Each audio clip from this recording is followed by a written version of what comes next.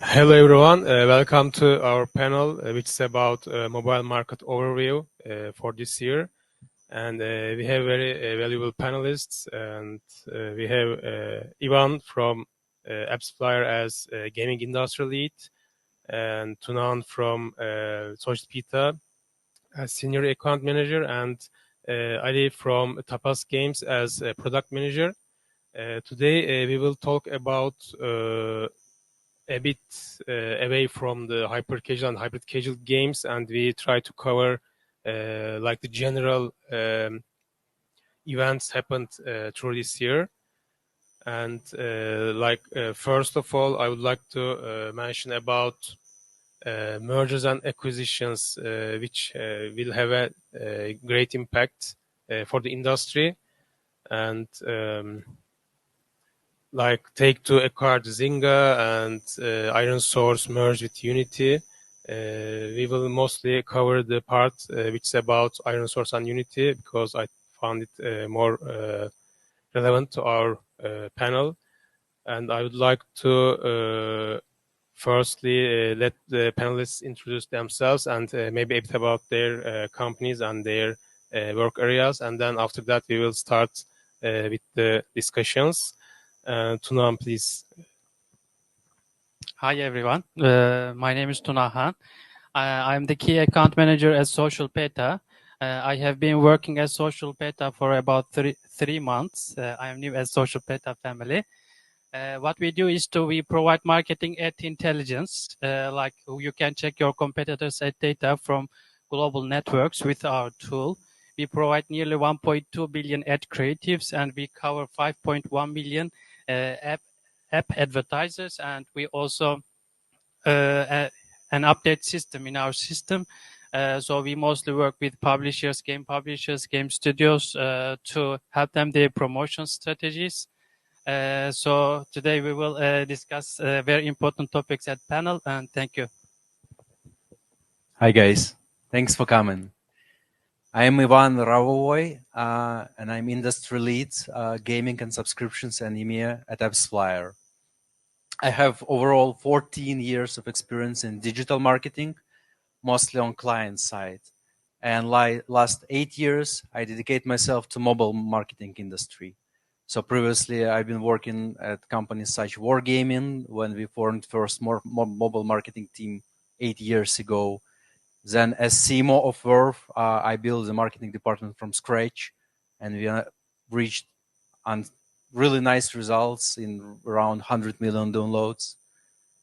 And as a CMO of Nanobit, the most famous game development studio in Croatia, the part of Stillfront Group, we also grew up a lot. I was also CMO and led the team and helped the company to sell itself to Stillfront Group. So yeah, thanks very much for coming and looking forward to our panel. Thank you, Ivan. I'm Ali. From Tapas Games. I work as a product manager. We are a part of Gamigo Group, and we were the hyper casual hand of the team. Now we are transferring towards hybrid and casual games. Yeah, so that's the introduction. I actually want to make 2 points. Sorry for the time. First one, I want to express my deep condolences about the tragic happening of the explosion yesterday. And as I'm from Iran, I also want to give a bit of knowledge on that and support my people as well, which are being beaten because they're fighting for their rights, and they're fighting against dictatorship and injustice and systematic corruption right now. So I wanted to mention them and support them this way. Thank you very much. Also, Ali reminding me about the event, and we also would like to offer our condolences for the persons affected from the sad event from yesterday. And now we will start with the mergers and acquisitions. I mentioned about Unity and Iron Source merger. And what do you think about it? Is it going to be good for the industry, or is it going to monopolize? Because, you know, Unity is widely used game engine for almost all kinds of games and platforms. And what do you think about it? Ivan, can you please start this one?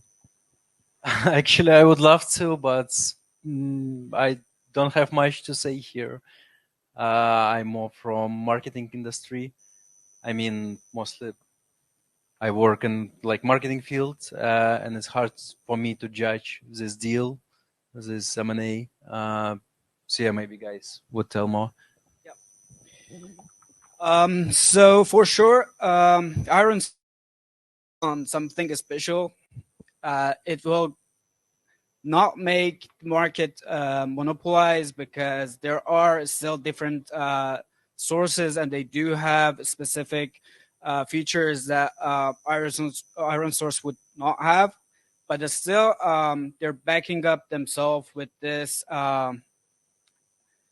merging, because, as you know, the conditions, every part of the ad industry and the game industry is decreasing on the revenue side a bit, and everything is getting more competitive. So these mergings will put these synergies together, which will help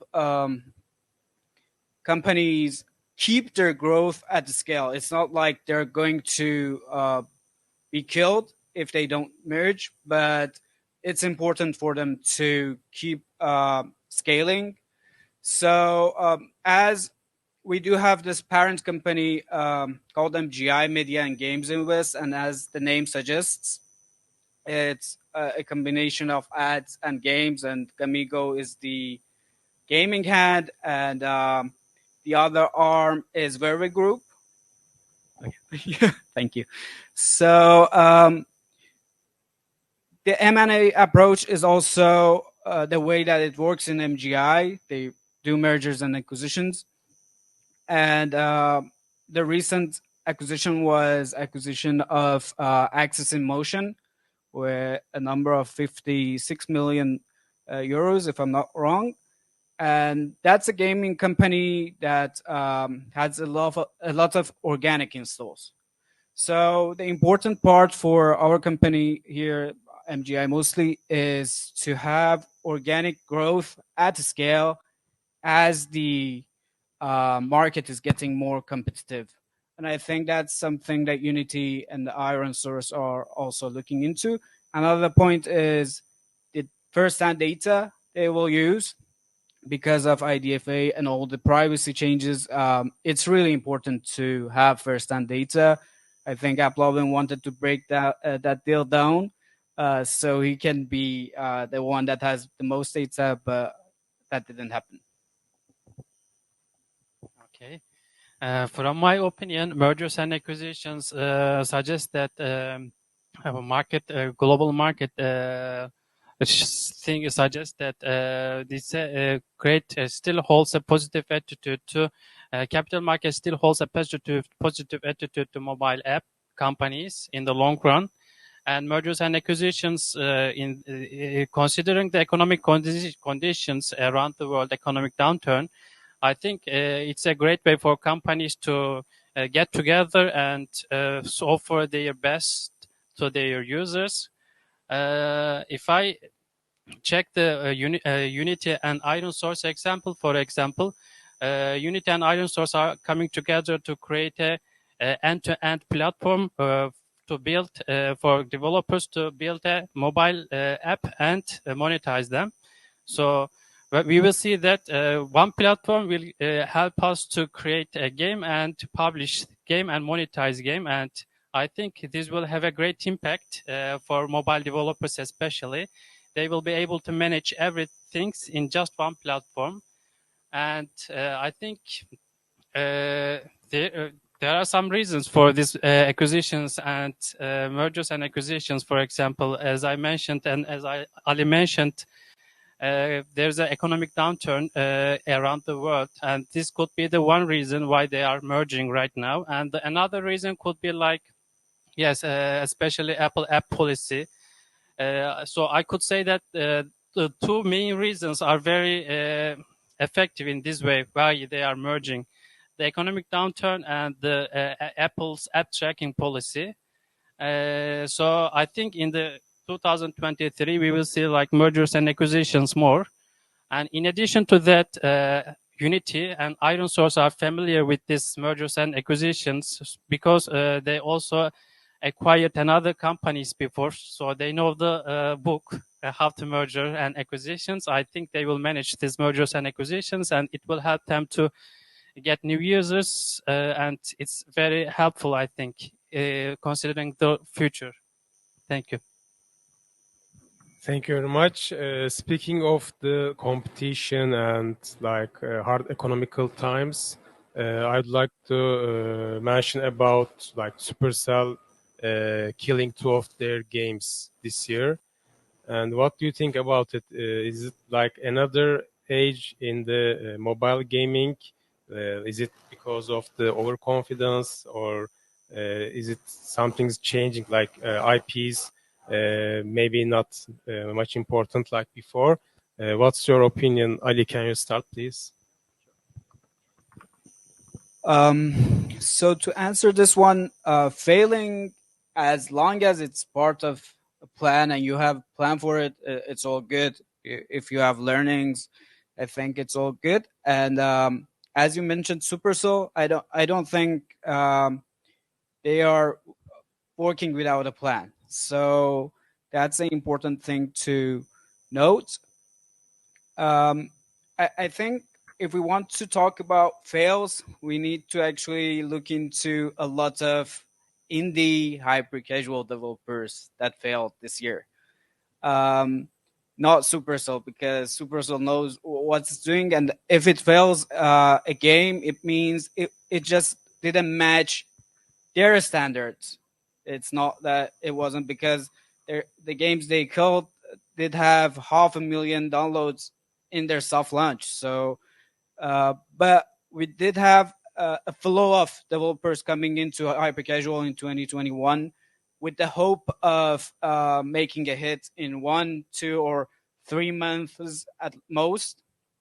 And in 2022, we see them, they are failed, and they didn't have any plans. They didn't have any funding or backups there. So that's the actual fail. So I do believe the killing of 2 games from Supercell cannot be a fail in the market, but these type of fails we need to look into and plan for. Yeah, I totally support you here. That's a normal process for Supercell specifically, because they were killing games before also, and yeah, that's a normal process of game development. So some of them catch up, some of them don't. Yeah, and Supercell is a great company, and I think they will remain the same like for many years. And yeah, in the face of like post ATT and currently recession crisis, I think that's more important to take a look at more smaller companies which are struggling with that and do not know like how to survive in this environment. So that's more important here, as you mentioned also. Thank you. From my opinion, I think it's not like a kind of failure. I want to mention one thing here. Supercell has one culture. They open champagnes when they have to cancel imperfect new projects. It sounds like awkward. They are celebrating the imperfect project for failing. It's like company culture. They always trying to bring new games to players, better games to players. So this is all about what they do. When we check 2022, they canceled, I think, 14 games that have reached testing. So it's they tested, they canceled other games before, and when they see, okay, this is not a this is not a good project, so we are canceling it. Considering the economic downturn, I mean, it's not easy to cancel a new project, but this company culture remains. Like they all keep their company culture, and I think they will keep this company culture as well in the future. For their games, for Everdale, for example, as far as I know, it got good retention at first, but over time, I think the game was struggling with monetization because there was a limited ability to spend, and there was also another factors like retentions, because I think the game had a lack of deep system. For example, when you play over time, so it was like repetitive. You were all repeat the game. So I think there are two reasons for monetization and for retention. There are the main reasons why they canceled the Everdale. So I don't think it's a failed project. It's like a company culture, and in the future, I think they will keep canceling imperfect new projects. As I mentioned, it's like a champagne. Thank you. Thank you very much. And we mentioned about it's not a failure, but it's the company strategy. Also, you mentioned about in the game economy about monetization, the source and sink does not match in the long run, and that brings churn for that. Now we looked at the failures from product side. We also have other news about like the human resource side. Farmville 3 was underperforming, and Zynga decided to close up the operations for Helsinki studio and deliver the game to another studio. And what will you say about this? This is not about the product, but it's getting a bit serious because maybe some employees will be affected about it. Tunahan, can you? Sure. Layoffs are, especially this year, we see more layoffs, not only in Zynga, we can see layoffs in Meta platform, in Twitter. It's part of economic downturn. Unfortunately, I'm all mentioning about economic downturn, but it's correlated. So it affects every part of game industry. So layoffs are everywhere, especially in big companies. For Farmville 3, yes, there's also a failure, I think, in the game because of the monetization. They didn't get good monetization over time, and their revenue was declining over time. So I think they closed Finland, and they right now in India team is operating Farmville 3. So as this is part of the situations at the moment, and this shows us that the business world is more cautious with the economic spendings. So we may see, unfortunately, more layoffs in global big companies like this, like the example of Zynga. Yeah, agree here. Down to cost of living and recession started, many companies start cutting their budgets. Like in Appsflyer, we can see that. I just spoke here about that in my solo presentation as a whole. That roughly from May 2022, we can see impact from recession actually with cutting budgets for most of the projects in casual, hyper casual games and so on. So the volumes drops, and that's normal reaction of the companies to worse conditions actually. So yeah, I think that's totally normal in current situation. Yeah. So as we know, the circumstances and the conditions that downturn has, yeah, we are seeing Twitter, Meta, everyone is doing layoffs. Putting a point about Zynga here, I do believe the only reason is not the underperformance of Farmville 3, because Zynga is recently being purchased by Take-Two, and the numbers were really huge there. So they weren't low on budget for sure, and the ecosystem that they have made with those mergers and acquisitions is kind of unique because they have PC and console in Take-Two, and they have the mobile pipeline now. They have chart boost and everything there. So the specific layoffs of the Finland office, I don't believe is really connected to what we are discussing. But yeah, the conditions are like that right now. I do believe a lot of human resources will come to the gaming industry as well when they're coming out of Meta, and just keep your hands on your jobs then. Perfect. Thank you very much. And we all talk about the recent downfalls of the industry, but what do you think about the stores? Is it related with the new regulations? As you may know, after Apple's IDFA changes, CPI is almost doubled on the platform, which may make those games we mentioned and all others to underperform according to the previous forecasts of those companies. Would you like to talk about them? Ivan, can you start, please? Yeah, just can you clarify? Are you talking about ATT? Yes, we talk about the like the IDFA about the ATT. Yeah, so as per my previous presentation, actually, we didn't see that volumes dropped for casual and hyper-casual games.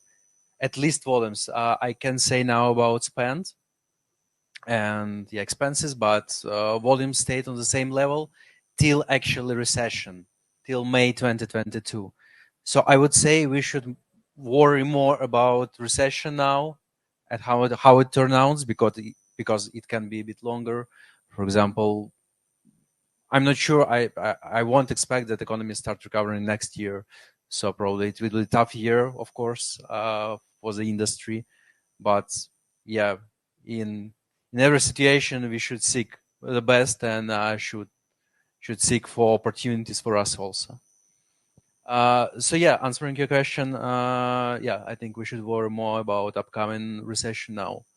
And like, of course, many companies report that, especially hyper-casual companies, that eCPM dropped minus 30%. I mean, in earnings, and CPI doubled down in some SRNs like Facebook, for example. But for ad networks, actually, it's not so true. So ad networks can provide still valuable inventory.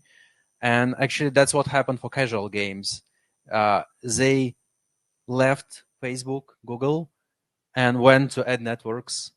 And now many companies buy from ad networks much more than they were bought from Facebook before.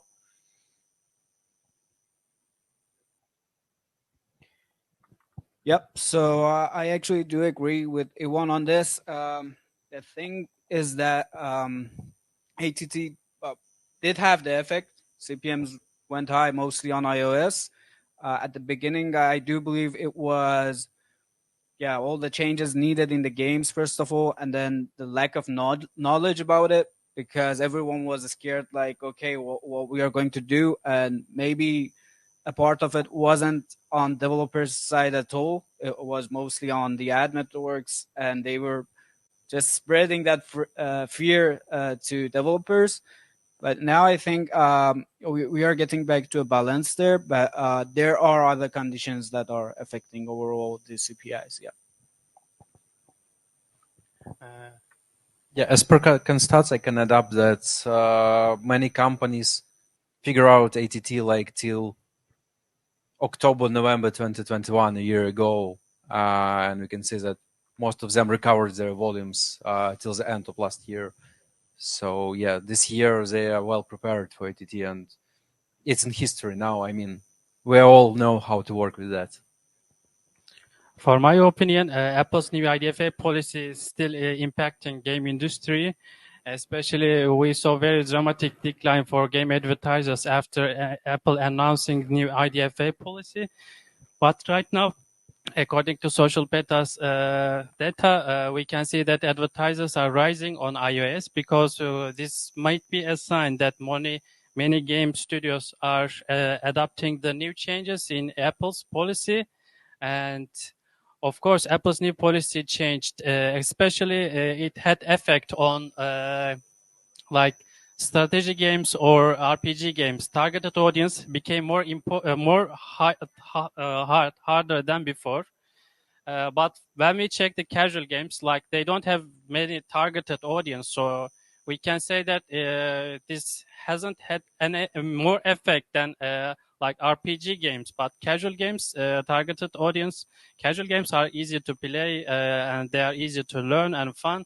They don't have many targeted audience, but from my suggestion is that most game developers should adopt new changes and try to find new user acquisition channels to come over this new 8+ IDFA policy. Thank you. Thank you very much. Talking about user acquisition, I would like to mention the creatives. Recently, we saw in the top charts some games used other games creatives to acquire users, but it may not work in the long run because when the users see a different game, they usually churn and never return back. Would you like to talk about a bit of the global creative analysis? Ali, would you like to start? So actually, this is a topic that changes a lot. So from what I recall in those few months, what I'm seeing is a lot of shooting mechanics being used. Also, the monsters and heroes and stuff like that. These are the one that I do have in mind right now, and I'm actually seeing games that are being exactly cloned from like 2 years ago, and they are doing UA and scaling again, which is pretty weird. Maybe cloning is making sense again, but yeah, using fake creatives that are exactly like other games, that's not ethic at all. And yeah, this is something usually happening in the hyper casual world, which we need to actually put an end to.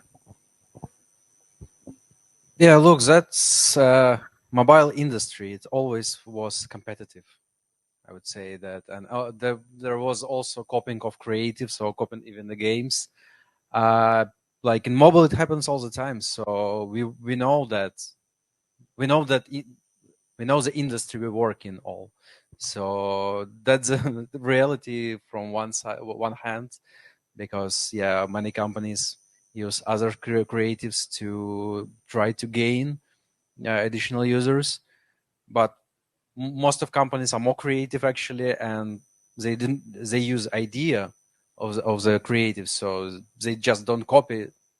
They don't just copy creative. They transform it better to their game, and actually that's why most of creatives burn out quickly. And as we know, creatives are the fuel of UA campaign or UA strategy, because I would say creatives are like 90% of success of user acquisition, and it's quite important. But yeah, we need to be aware that most of them burn out quickly, especially someone copy them. So it requires additional resources. It requires additional people to keep on keep on going, to keep on rolling, and to invent some new ideas, some new creatives all the time, every week. So big companies has a big creative department, like 100 people, and they do it all the time. For this question, for example, when we check our data again, advertisers are rising. We can see that year-over-year change around 16 or 17%. Advertisers are rising, but when we check the ad creatives year-over-year change, we can see a decrease like 80% or 9% in ad creatives. That's an indication of game marketing is being more competitive than ever before. In ad creatives, quality is much more important than quantity. It's like this. So it's very important to have a really good game creative marketing strategy. So, for example, to find best ad creatives in the market, you should check your competitors' ad data. For example, there are lots of success examples in the market. We can see many success. I don't mean you can copy their ad creatives 100%, but you can copy their success, or you can find their value from their ad creatives. and the market is changing. Game creatives are all changing. The trends are changing. So, for example, when we check hyper casual game creatives, there are some kind of popular trends at the moment. For example, in their ad creatives, they are showing real people or real life videos in their ad creatives. This is really important because when people see real life in their ad creatives, they correlate real life and games, so it's very effective. Or we can see failure ending in hyper casual game creatives. This is also effective way because when people see failure ending, they try to correct the failure. So they want to get the success from the failure. And there are also some tricks like people are showing level 1 from their game and level 5 or level 6, like novice and master. So when people see level 6 or level 7, they think that, okay, if I play this game from the start, I will reach this level. So when people see those kind of ad creatives, it's also effective way. And when it comes to ad creatives, the first 3 seconds are very important because when people see their ad creatives, they only concentrate for the first 3 seconds. So you really need to find a good way to attract, to interact your audiences in their ad creatives. And it should be I will also mention about how to create best ad creatives in the market in my solo speech. But there are lots of tricks like this. I just gave an example from hyper casual games, but this trend changes according to your game genre. So we can see lots of different type of trends in the market when it comes to ad creatives.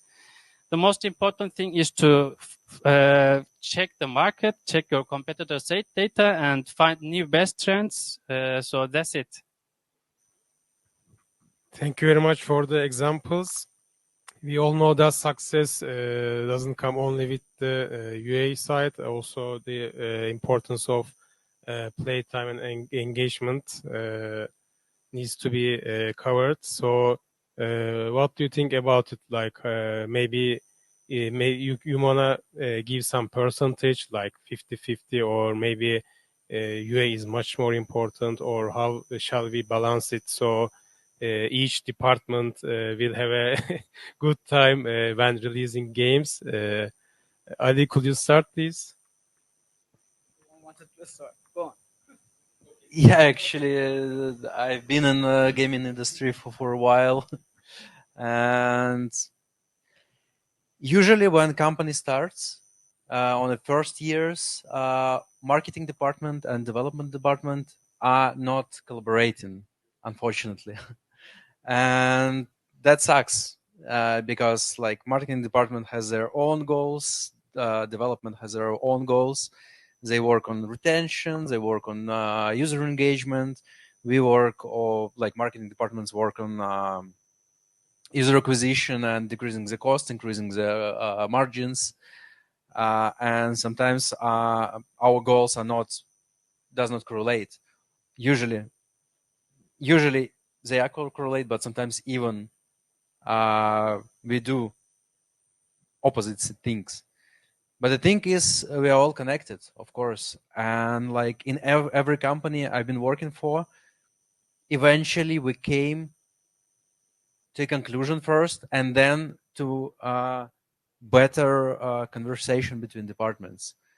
So I worked as a CMO. I worked directly with producers, with head of products, because we had actually the same business goal. The company's business goal to earn money, if make it simple. So we need to work together. We need to understand each other, and we need to be aligned in every step we make. So that's what we came to eventually. We've been aligned, like between marketing and product, what we are doing. When we do some marketing campaigns, what should product side do? When products test something, we know that. So we do some specific user acquisition campaigns for product testing, for example. Or we know that numbers will drop for a couple of weeks because of testing, but eventually we can gain something with finding some new winning combinations in the game. So yeah, I think that's all about collaboration and about friendship between departments. Cool. So this really depends on the game itself, which type of game and genre. But what is for all games is that we need a LTV higher than CPI. So this is the formula. It really depends on you how to attack this, and really depends on the game as well. So at the time, we had been seeing this really low CPIs, and we weren't thinking of LTVs at all. With the era of hyper casual, this is not dead, but it's competitive and it's not like before anymore. So what's happening now is that we are seeing high CPIs and everyone is looking at the other side of the formula. They're looking for LTVs now, and this is the reason that everyone is migrating to hybrid casuals or even casuals like us, to make that formula work. And this is the important part to know of the game. On another note, when we are looking at that formula, it's important to look on other ways that we can make it work as well. Like if you're looking at the UA side, I think one thing that is really missing today is organic growth, and no one is trying to bring in organic users to the games. And it's really important to look into that. I'm actually a fan of alternative stores myself, and it's really cool to put your games on them, mostly for indies and small sized companies. Medium or large companies probably won't profit that much from them, but the competition on those alternative stores are much less than what we see on Google Play and App Store, and that makes it more simple to get featured there and get some organics to make revenue. From my point, I think user acquisition becomes meaningless if you don't keep your users play your game. Okay, you can have you can have a good user acquisition strategy, and lots of people are coming to play your games. But if you don't keep them engaged with your game, it will be like a meaningless user acquisition.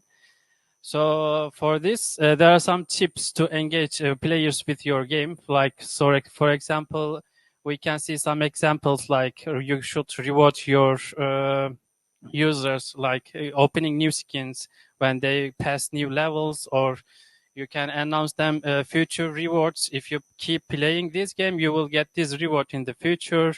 And you can also see them their progress bar. When they play the game, they should know how much they progress in the game. So if you show them this kind of features, it will be very effective.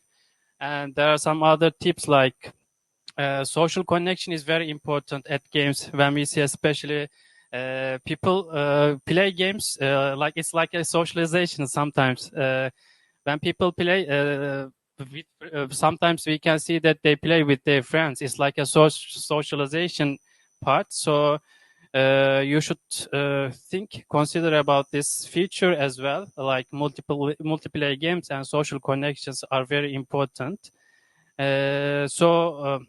As I mentioned, it's very important to keep users engaged with your game. So the competition is very high, especially there are lots of games are coming into the sector, and it's harder than ever before to keep your users engaged.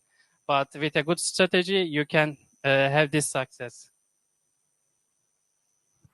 Thank you very much. Would you like to give specific example or best practices maybe you read about or you experienced about and share it with the audience?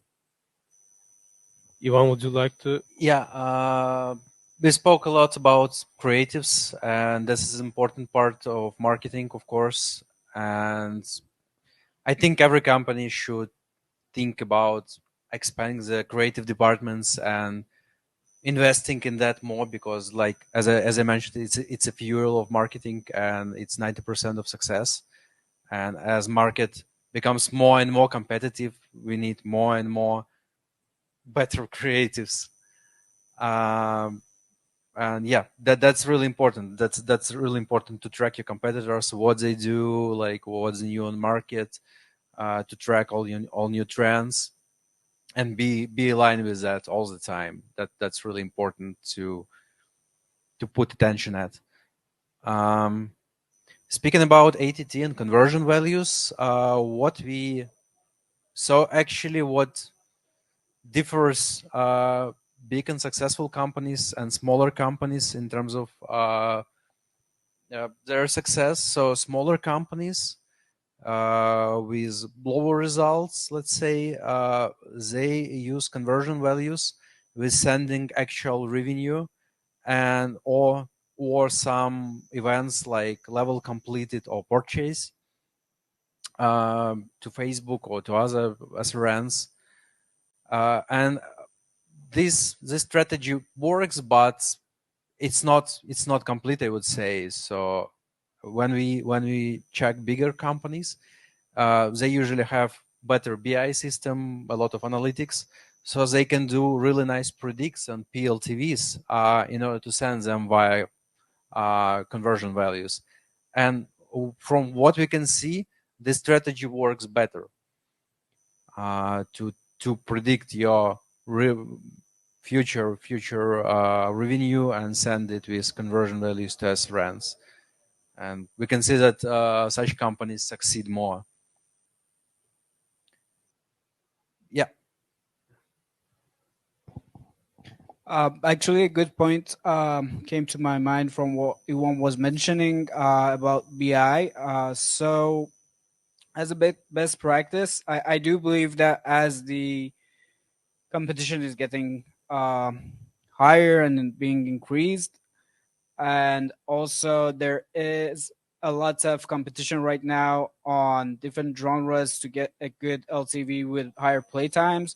What makes differences here is BI systems or automated systems that can balance between those two. So, for example, setting up an ad campaign that is working based on ROAS makes a lot of sense right now. So you may not profit a lot, but you will make the game profitable when it's something close to breakdown or around that. So publishers that do have these systems and the pipeline already there do have the huge impact already, and will catch some developers to work with them still. But those doing self-publishing, I think these are the fundamental things that they need to prepare now these days. Yeah, thanks. I totally agree here with you. And yeah, one thing came to my mind also is like as per current trends, as I mentioned before, many companies turns from SRNs like Facebook and Google to ad networks. So like this is a best practice also to try something new if you haven't still, to try ad networks, to try some DSPs, because that's what works actually for many companies, and that was what's bring cheaper traffic. Actually, Ali and Ivan mentioned good points in their answers. For example, yes, ad creatives and marketing is become much more important than ever before. So, for example, we can imagine two games. For example, game A and game B. Game A may be better than game B, but game B may get better user acquisition because of the marketing strategy. So we can see these examples a lot in the gaming industry. Some gaming companies have very good games, but without a good marketing policy, so they don't have good user acquisition and retention and monetization. There are some examples, for example, for best practice, like there's a game called Survivor.io. Probably you may know about the game. It's a kind of an example of success, this game, because they have a very good usage of game, and they also have good game creatives, marketing strategy. So they are an example of success, especially in download revenue and advertising. So what they do is to follow the trends. So for example, as I mentioned, in hyper casual games, there are some ad creatives. So for example, they use these best creatives in their apps, and they also have gacha monetization style. And this game is, some people say that this game has broken the weak breakdown of the in-app purchase in casual games. So it's kind of a success example. And we see that in-app purchases are rising in casual games, especially year-over-year change is around 7% or 8%. So it's really important to have a good marketing strategy, come up with a marketing strategy, and get to success. Thank you. Actually, yeah, that's a good point to switch from pure hyper casual to hybrid casual, to bring some more in-app purchases to the game, because yeah, that's what works right now to increase LTV of the games, not because of IAA, but thanks to IP also. Yeah, that's also important. Thank you very much. I totally agree with the Survivor.io. It's the successor of Archero. As you may know, it's the same company, but this one is much more successful, maybe because of the input in the previous one. Archero, you need to release input to shoot the targets, but now you use joystick mechanics, which is also much more popular than the previous one. And what's expected from the next year, 2023? What's your forecast? Do you have anything in mind that may happen, or you have maybe some insider info about it? I think we might mention some of the things. So first of all, it's a recession. It still continues, and I believe personally that it will continue next year. Of course, we will meet some growth later on, but we should brace ourselves for next year. And yeah, that's a normal strategy when some companies cut the budgets for marketing, for unfortunately even firing some people. But we should catch new opportunities as well, because some companies can't handle the competition and goes from markets. So there is a new opportunity for new companies, for new mechanics like hybrid casuals. So they will raise probably next year. Also, as per next year, I think Android privacy sandbox will come. So we need to prepare ourselves. From what I see, it will be a bit easier for advertisers, because from one side, we already experienced that with Apple, and we can prepare ourselves better to what's coming next year. And of course, we should expect some budgets shifted to the period before it will be applied, because like advertisers would like to gain as much traffic as possible having Google ad IDs. But yeah, overall, I think there will be tough year from one perspective, but from other, it will be year of gains and wins. From other sides, we just need to find the right opportunities.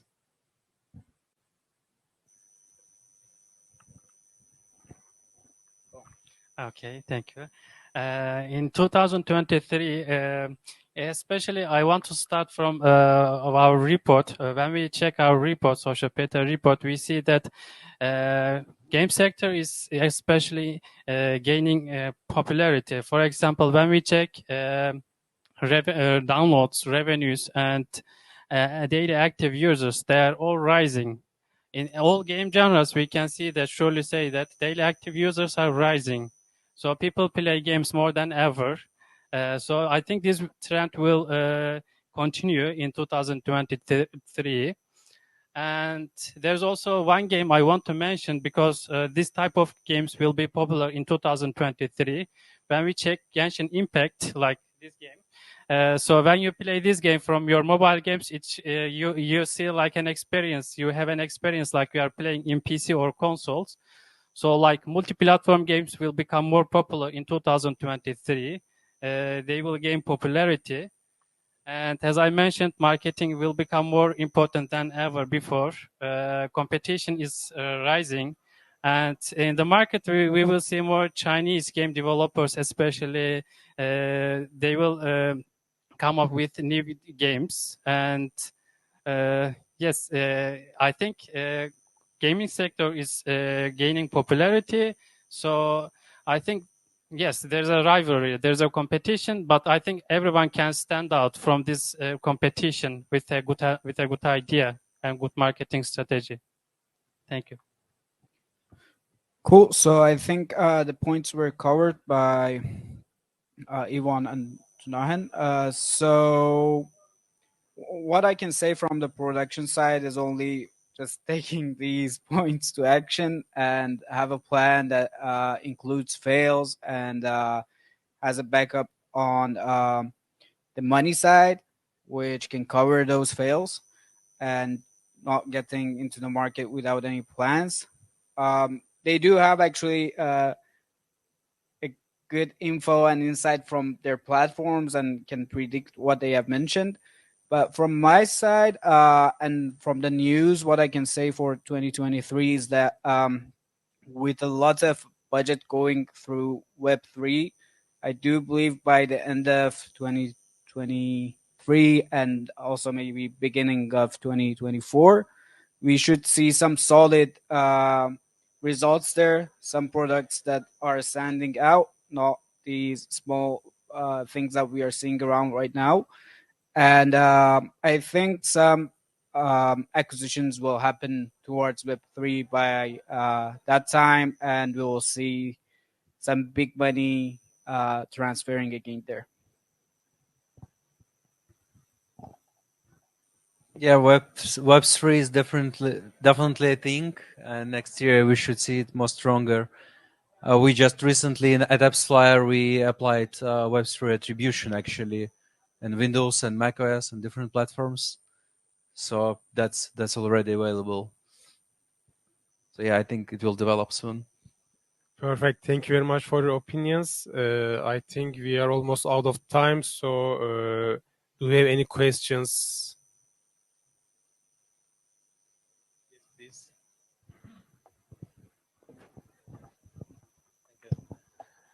I have a question about organic traffic. You said a bit about this, and the question is, how do you think the role the organic traffic will be grow in comparison to the paid traffic in the future, and what the game developer has to do to increase his organic users?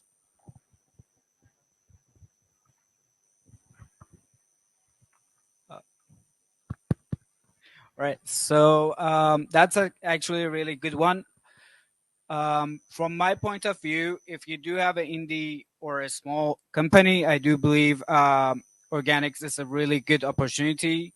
What you should do, first of all, is lower down your audience a bit and check on that audience, group them by, and make the game specific for them. Localize it. And we do have different groups that match a lot with each other. Like, if I want to give you an example, Arabic-speaking countries do have 400 million population. That's a lot for an indie to target, and they do have a specific favorites. They do like racing games. Just make a racing game with a Hilux and a Land Cruiser, and just put it there, and they will begin downloading. I'm not sure of the numbers to say to you because this really depends on the game, the target you're attacking to. But I do believe the opportunity is there. You just need to check on the audience and make the game exactly available for them. So to put another note here as well, we do have localized app stores as well. So as I mentioned, I'm from Iran, and we do have Cafe Bazaar there, which has 14 million installs. And that's a huge number for a specific group of users that do have something in common. First thing is the language. And it's easy to get your games featured on those app stores because they do have lower content overall compared to Google Play and App Store. And you can communicate with them better because you can find them. On Google, you cannot find anyone to tell him. There is a possibility. I know there is forums and stuff to do that, but it's not going to work that easily. And they do have strict regulations on their featurings. So those app stores, when you find them, like in China, there are a lot, but it's hard to enter the market as well because it's competitive. But if you find them, find the right audience, make the game prepared for those audience, then it will make out there. Thank you. Makes sense.